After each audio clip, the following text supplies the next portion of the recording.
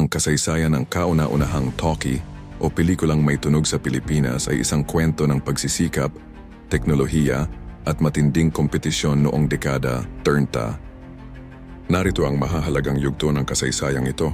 1. Ang pagdating ng tunog, 1930s. Bago ang 1933, ang mga pelikula sa Pilipinas ay pawang silent films. May mga musikero sa loob ng sinehan, karaniwang pianista o orkestra, na tumutugtog habang palabas ang pelikula.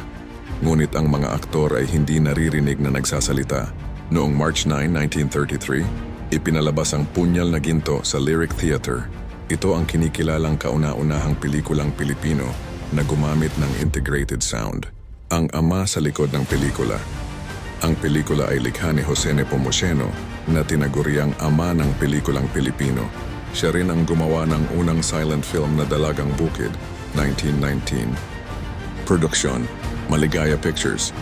Pinagbatayan. Base ito sa seryeng nobela ni Mars Ravelo na inilathala sa Liwayway Magazine.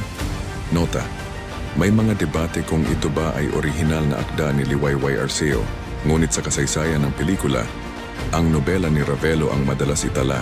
Tris ang teknolohiya. Western Electric hindi naging madali ang paggawa nito. Kinailangang mag-angkat ni Nepomuceno ng kagamitan mula sa Estados Unidos. Ginamit nila ang Western Electric Sound System na siyang gold standard sa Hollywood noon. Dahil bago ang teknolohiya, ang mga aktor ay kailangang magsalita ng malapit sa mga nakatagong mikropono. Minsan ay nasa loob ng florera o sa likod ng kurtina dahil hindi pa directional ang mga mic noon.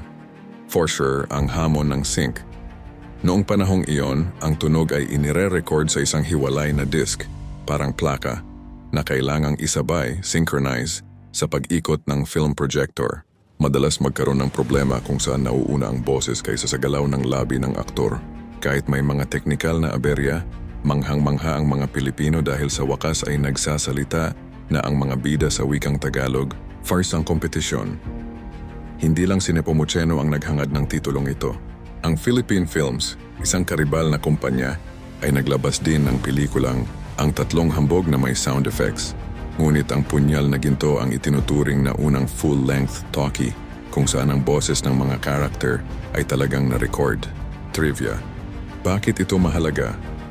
Bago ang pelikulang ito, ang mga pelikulang galing Hollywood na may tunog na rin noon ang namamayagpag. Ang tagumpay ng Punyal na Ginto ang nagpatunay na kaya ng mga Pilipino na makisabay sa teknolohiya ng mundo at mas masarap panoorin ang pelikulang naiintindihan ang wikang sinasabi. Sayang lamang at itinuturing na lost film na ito ngayon. Wala nang natitirang kopya ng film reel or ng audio disc nito dahil nasira ang mga ito noong World War II.